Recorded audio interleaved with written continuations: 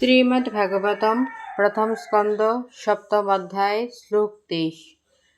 তমাদ্য পুরুষ সাক্ষাদীশ্বর প্রকৃতে পরঃ মায়াম বুধস্য চিৎসক্তা কৈবল্যে স্থিত আত্মনি।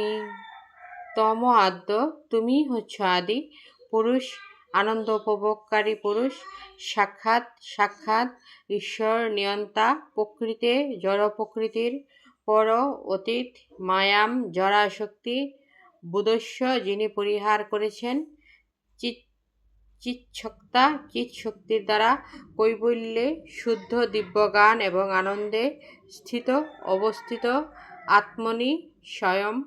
অনুবাদ: তুমি হচ্ছে সেই আদি পুরুষ ভগবান, যিনি সৃষ্টির সর্বত্র নিজেকে বিস্তার করেছেন এবং যিনি হচ্ছেন মায়াশক্তির অতীত। তুমি তোমার চিৎশক্তির প্রভাবে জড়া প্রকৃতির প্রভাব প্রতিহত করেছ। তুমি সর্বদা চিন্ময় জ্ঞান এবং আনন্দে অধিষ্ঠিত।